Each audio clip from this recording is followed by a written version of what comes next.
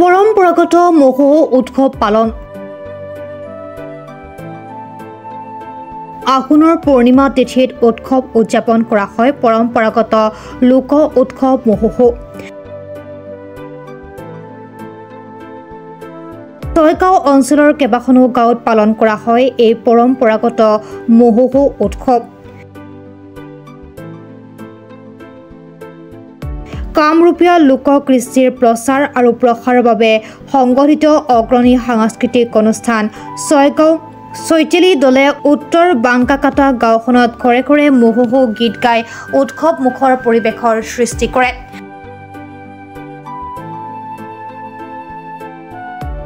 অঞ্চলটোৰ বালাপুখুৰী, কুকুৰমাৰা, গড়গয়া, বালাহিজ্জি, মাকেলি, নতুন সাপৰতাৰী, ধোৱাৰগাঁও আদি গাঁৱতো ৰাইজে মহোহো গীত গাই আঘোণৰ পূৰ্ণিমাৰ উৎসৱটি পালন কৰে।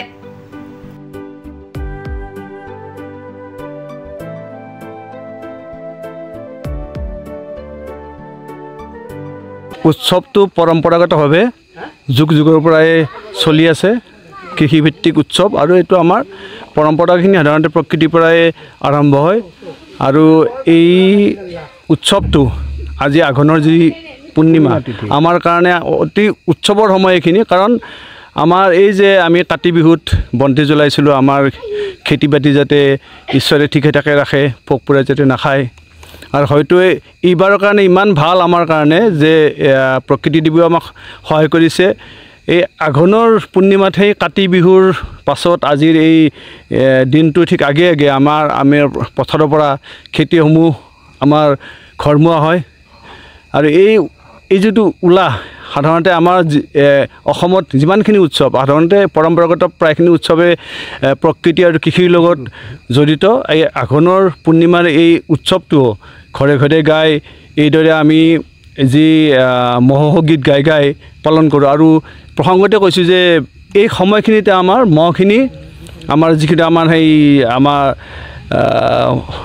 ঘৰত আমাৰ যি চুকে কোণে যিমানখিনি মহ থাকে মানে কামোৰা মহটো, সেই মহখিনি যাতে গুচি যায়। আৰু তাৰ আমি এটা হেৰি হিচাপে প্ৰতীকী হিচাপে এটা ভালুক লওঁ, দেখিছে আপোনালোকে। এই ভালুকৰ মহটো প্ৰিয় খাদ্য। মহটোক ঠিক আমি উপলক্ষ কৰি প্ৰতীকী ৰূপত লৈ এইখিনি আমি মহখিনি খেদোঁ। আৰু প্ৰকৃতিক যিটো আমি আদৰাৰ ঘৰলৈ আদৰা যিটো উৎসৱ, সেই সম্পৰ্ক আন এটা সম্পৰ্ক আছে। নেক্সট আমাৰ ভোগালী বিহু আহি আছে, তাৰো সম্পৰ্ক আছে এই মাঘ মাহৰ এই আঘোণৰ এই মহোহো এটা। আপোনালোকে দেখিছে যে ভালুকটোৱে যিটো আমাৰ কল হেৰুৱা লৈছে, সেই কল হেৰুৱাখিনি আমি থৈ দিওঁ, সসন্মানে থৈ দিওঁ। আৰু মাঘৰ বিহুৰ যিটো মেজিৰ ওপৰত যিখিনি আমি কল হেৰুৱা দিওঁ, এইখিনিকে সাধাৰণতে দিয়া হয়। তাৰ লগত দিয়ে সামৰি সেই আধ্যাত্মিক ধাৰ্মিক কথাখিনিও এই মহোহো উৎসৱৰ লগত জড়িত হৈ আছে।